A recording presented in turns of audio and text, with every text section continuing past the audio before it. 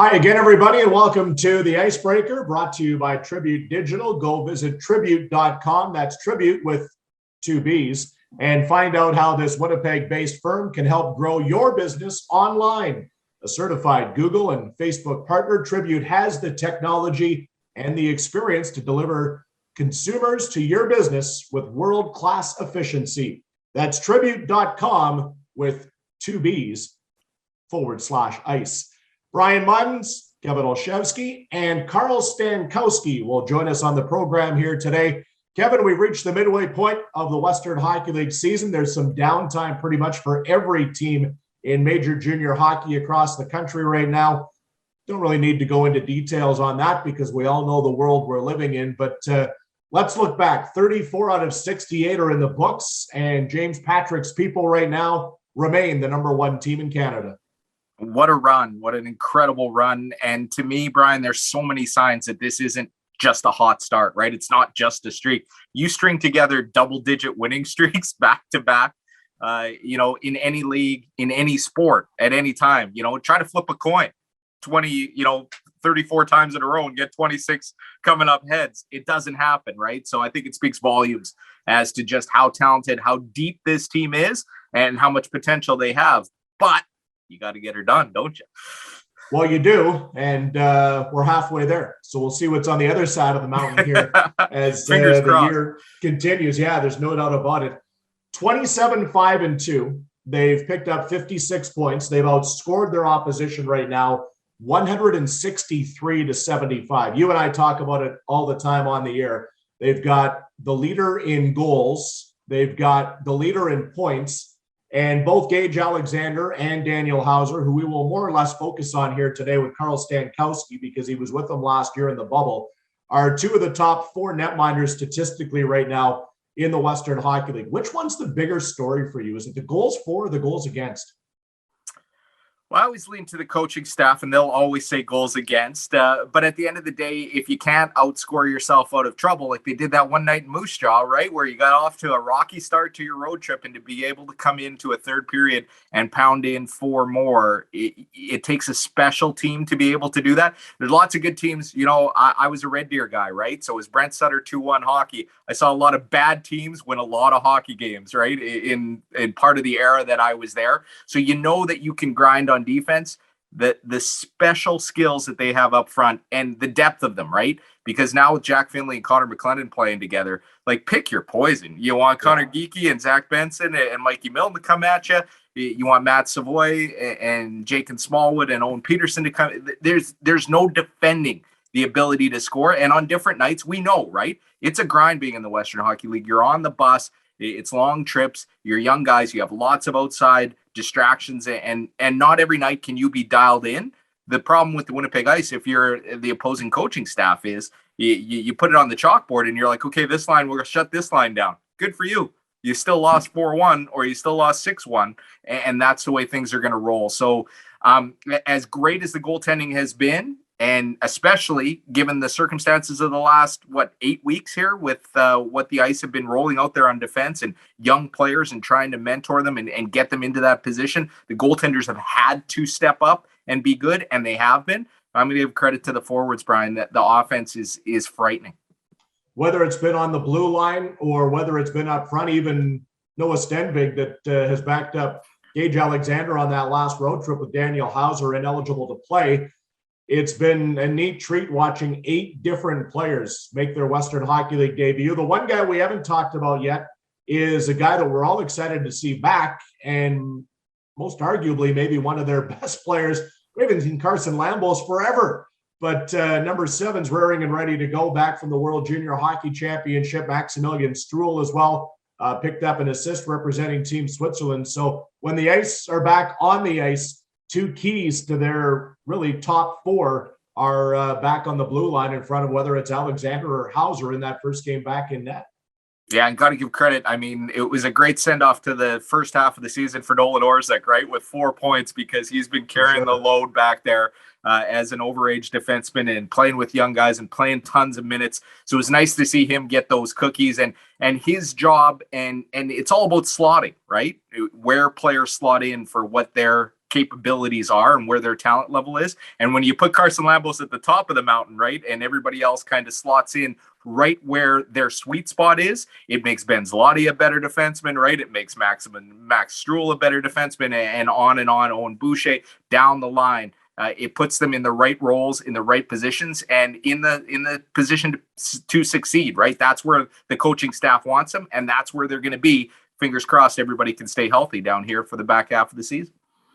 Well, our focus on today's edition of the Icebreaker for Tribute.com with 2 Bs is between the pipes. Daniel Hauser right now is statistically the best goaltender in the Western Hockey League with a goals against average of 1.84. Dylan Garand, who we saw at World Juniors of the Kamloops Blazers, is right behind him at 1.86. Connor Unger of the Red Deer Rebels is at 2.06. And Gage Alexander is at 2.29 in the 21 games that he's played. Daniel Hauser is number 1. Gage Alexander is number 4. No other team in Canadian Major Junior Hockey right now has 2 of their goaltenders in the top 5 for WHL stats. So it says something for the way both of these guys have been able to play, and nobody knows these two better than our guest here today. Carl Stankowski played only 7 games for the Ice last year in the bubble in Regina, never made it here to Winnipeg, but is part of Ice alumni now. And before we talk to him, what do you remember most about watching him play when you rode shotgun last year with Mitch Peacock? He's a battler. Right. He's a guy, he's not the biggest guy, 5'10", for a goaltender in this day and age. It's difficult to get starts. It's difficult to play. His amazing story, Brian, is what sticks out. And our good friend Rob Van Stone of the Regina Leader Post documented it. Google it if you get the chance, because it runs down the autoimmune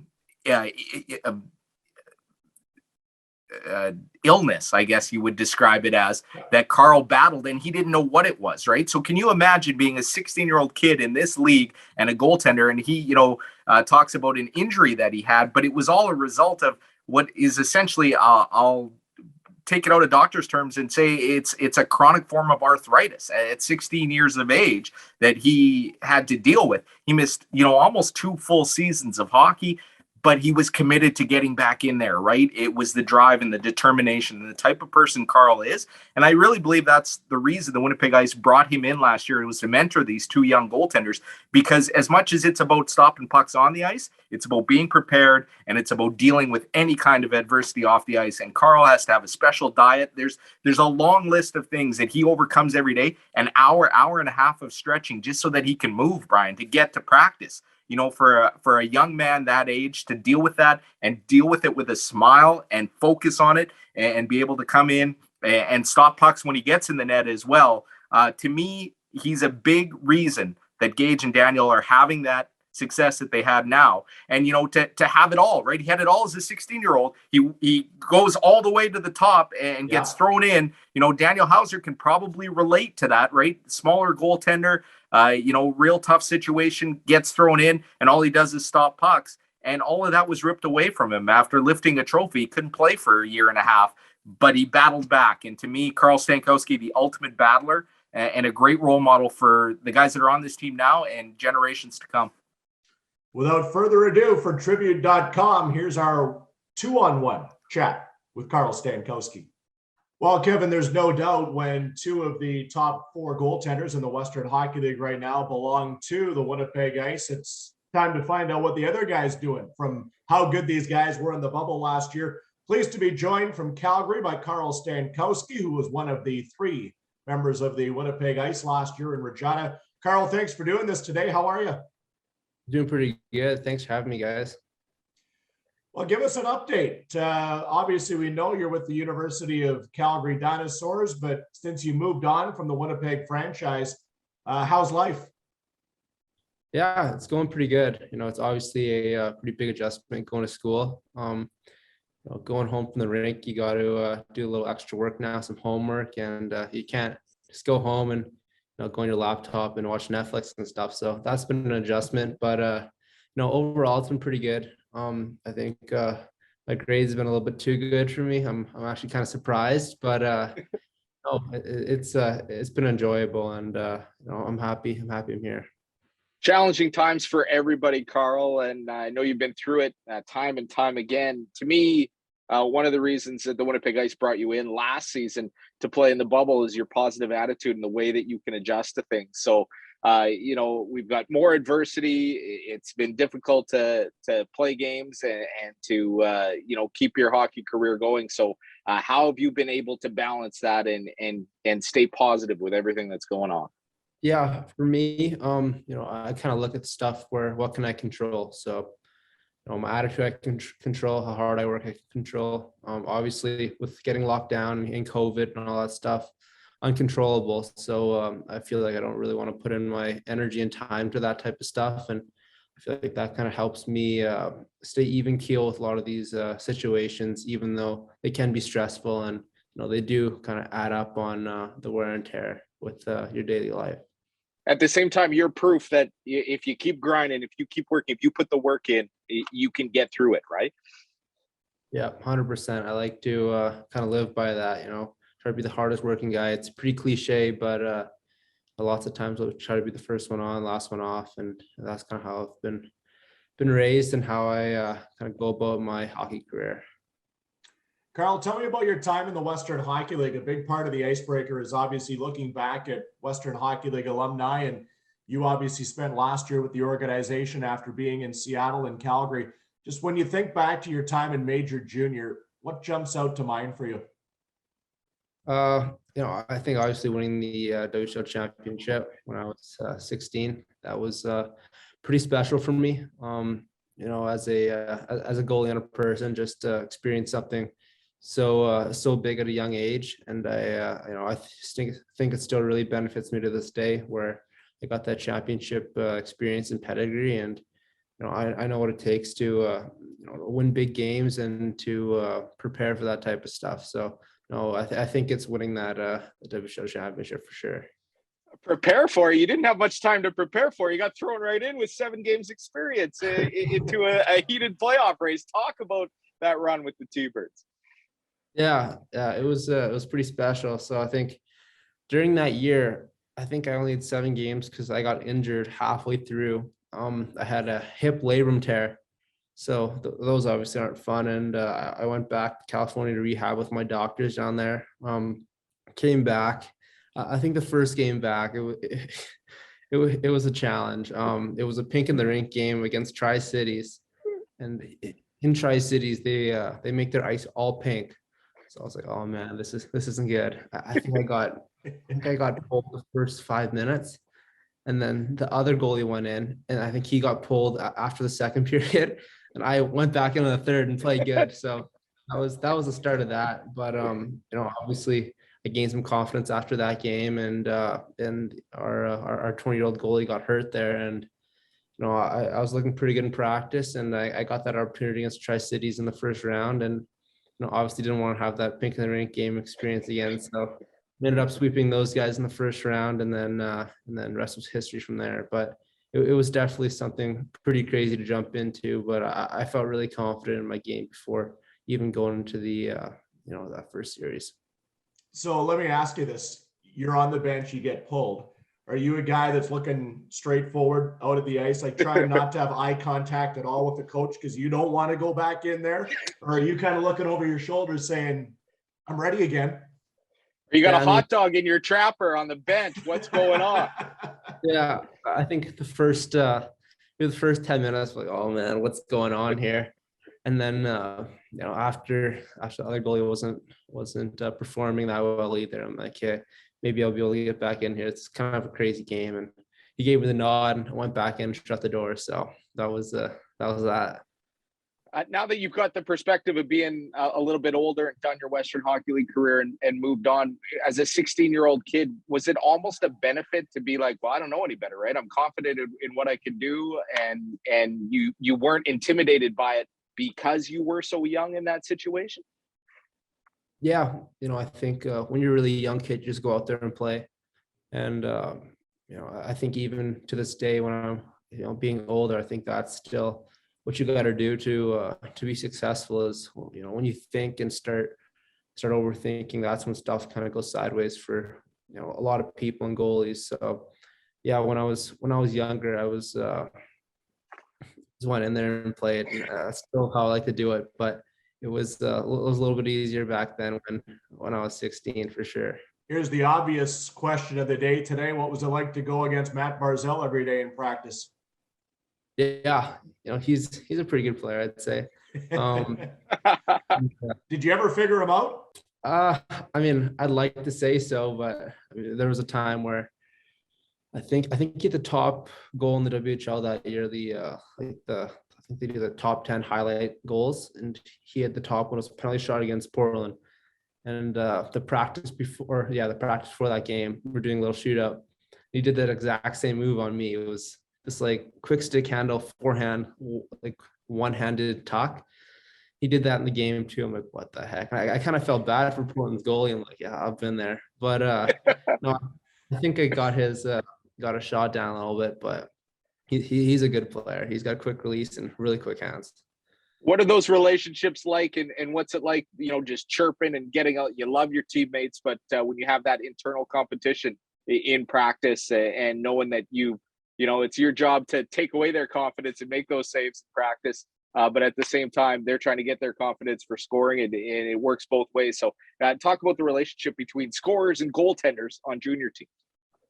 Yeah, obviously it's a really healthy relationship. If you don't have that, then probably not a winning team, right? So I think it's good for the players to push the goalies and goalies to push the players. And sometimes you can go a little overboard and push their buttons a bit, but that's just fun love.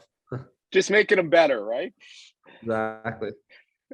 Carl, let's go back inside the bubble in Regina last year. Obviously, this year it's been a special season here in Winnipeg, and you got a firsthand look at that hockey club last year being a piece of it. Gage Alexander and Daniel Hauser right now are two of the top statistical goaltenders out of the four guys in the Western Hockey League that have had the starts they have this year.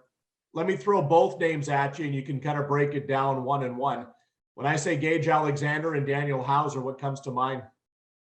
I mean, obviously, both of them, I'd say, hardworking and determined. I think they both know what they want to do, and they have a clear picture. For Gage, he obviously he's a really big goaltender. They both play a lot of different styles, but obviously can both stop the puck. So I think that works out well. But Gage is more of a bigger goalie, a blocker, but he's also really athletic. And like I said, it shows this season how successful he's been. And in the time of the bubble with him, it was really good to talk to him and get to know him, and kind of mentor him on what it takes to be a part of a championship team. Just those little habits. A lot of the stuff he already knew, but just those little habits I wanted to try to help him with. And then Howie, he was he was a really young guy going into the bubble, and obviously I think his record was 8-0-1 or something like that in the bubble. Pretty impressive. And he went out there and just played his game, and that's what I noticed about him was there were some big games he played, and he didn't really get too nervous, worked up on that. He kind of stayed even keel, and he went out there and played his game. And obviously he's also having a terrific year this year. I was sat at the Saddle Dome watching the Ice play against the Hitmen, and I think he had one of those crazy highlight of the nights, or I don't know if it's gonna be Daily or something. That was pretty fun to watch. And no, he's a really good goalie as well, and I'm excited for both those guys' futures. It's the Stankowski bump, right? Because you mentored him. You taught him to make those saves, didn't you? You take mentoring though very, very seriously though, don't you, Carl? Like that's something that you pride yourself in, whether it was other teammates, younger teammates in the dub, or younger kids that you guys got to meet out in the community. Yeah, for sure. I think one of the community, it's easier to be a mentor there than with your teammates. Where I think with your teammates, it's more about setting an example, just on the work ethic, the habits, and that stuff, and the rest will come. But when you're in the community, you can be a role model, almost like a superhero to those kids, and that's something that's even more special than mentoring teammates and stuff. When you talk about kind of allowing those guys to grow, but also trying to guide them and make sure that they're pointed in the right direction, did you lend any of your superstitions or anything like that? And speaking to them, there's a bit of a routine for Carl Stankowski on game day. Not really, honestly. I'm not a big guy for superstitions. Oh, hang on a second. Hang on a second. I've heard otherwise. Yeah. Rumor has it there's a little bit of superstition in your body. Is that still continue or is that gone? A superstition in my body? Well, just the way you are on game day. Oh, I mean, yeah, I'm pretty dialed in on game day. I'd say I don't talk to many people on game day, but I mean that's just kind of who I am as a person. I'm a pretty calm and collected guy and pretty determined, focused. But I don't think anything like putting on my left skate and then right skate.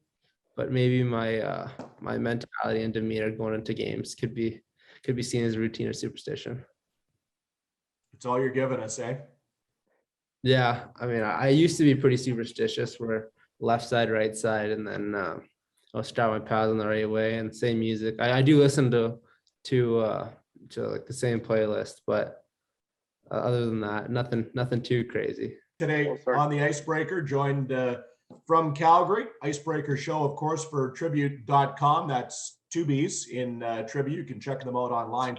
So, Carl, when you watch what Winnipeg's been able to do this year, and there was a lot of hype coming into this season, Kevin and I were both told that, hey, you know, this club is good, but they've been scary good. Obviously, the #1 team in Canada right now. Any surprise for you, or what did you see last year when you were a piece of this club to what they've been able to continue this year in the first half of the season now as they have got through 34 of the 68 games?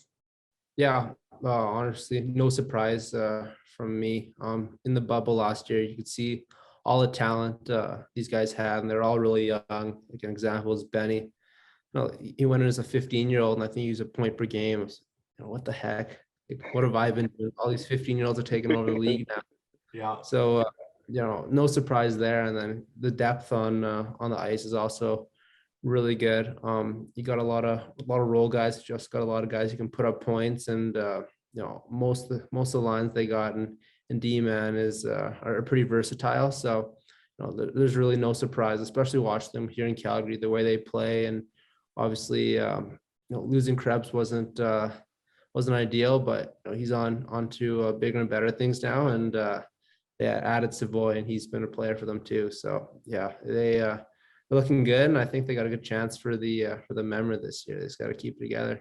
How much of that is attributed to the coaching staff and just the culture around this team? You came in as a 20-year-old, as an overager, and kind of got a sense of that last year. I think it's continued this year from our perspective anyway, but what's it like for the players, and how are you guys treated? And maybe just talk about, kind of the approach of the coaching staff and how they prepare you guys. Yeah, the coaching staff there is great. You're treated like a professional day in, day out. And I could see that in my short time there in the bubble, and obviously that was a short glimpse. But James Patrick, he's a great coach. He holds you accountable. He doesn't let you go out there and go through the motions. He wants you to put in the work hard, and get better. And he's a coach that I could really relate to, where he he had a really great NHL career, but a lot of that was off working hard and being kind of that in your nose type of player. So he was a really good coach, and same with the goalie coach, Byron Spriggs. Also was a really short time, but I didn't even get to meet him. It was all on Zoom, but he's also a really good goalie coach, and I think that's also why the goalie tandem there is doing really good this year. Yeah, and for yourself, what insight? Oh yeah, go ahead, Kevin, real quick. I know he's got to get running. Sorry, to practice here. I just wanted to ask about. I know that Jeep runs guys real hard, and the expectations are high. But for you to get into that last game, what did that mean for you? As an overager playing your last game in the Dub. Yeah, that was pretty crazy actually. In Regina, that's where I won the WHL championship. So going back there and finishing it off was pretty crazy. And it was a pretty emotional game. I'm usually pretty soft when it comes to end of the year stuff. I'll I'll shed a tear or something. So that was a little more challenging for me towards like the last 5 minutes. I'm like, oh man, keep it together. But no, it was special and definitely something I'll remember for the rest of my life. You earned it. Thank you. Absolutely. Carl, I know you've got to get to practice with the Calgary Dinos. We appreciate you taking some time with us here on this Friday. Guys still say your name a lot around the dressing room, so be proud of what you accomplished here in Winnipeg, and we'll try and catch up when the club gets out to Calgary here in 2022 again. Sounds good. Thanks, fellas. Thanks, Carl. The Icebreaker Show is sponsored by Tribute Digital. Tribute Digital provides e-commerce marketing solutions that go past just impressions and clicks, focusing on revenue for your business. Contact Tribute Digital today to transform your digital business. Visit tribbute.com/ice to start. Yes, 2 B's in Tribute. Kevin, great visit today. Great to catch up. Great to meet. Carl Stankowski seems like a fantastic goaltender, and you and I both know, being around this current edition of the Winnipeg Ice, that he's very highly thought of with what he was able to do in a short time in the bubble last season in Regina. Without a doubt, and speaks volumes to the type of character the young man has, and onward and upward, right, for bigger and better things. He's not giving up his hockey dream, and that's a great story and a great role model for all the players, you know, who get to 19, 20 years of age, maybe don't have a deal, maybe don't have a university team that steps up. And we should talk about that, right, using the education fund of the Western Hockey League and the importance that the dub puts in. You play a year in the dub, you get a year of school. And for players like that, and the majority of the players, right, there's only a handful of Connor Geekies and Matt Savoys that are going to go on, and Carson Lamboses that are going to rip it up in the show. For everybody else, yeah, well, yeah, I could use the college education. Trust me, I'm sure I'm still paying my parents back for the little bit that I did attend. But you know, it's so paramount to making good young men and good young citizens out of everybody who plays in this league. So it's an important factor. We forget about it. We overstate it because we get so focused on goals and saves and points and assists and wins and losses. There's more to it than that. And the Dubs Education Fund obviously has a huge impact, and it'll help a guy like Carl Stankowski, regardless of where he ends up in life. It'll be somewhere great. Thanks to Carl Stankowski joining us on this edition today of the Icebreaker. Mr. Olszewski, thanks to you, and thanks to everybody for joining us today.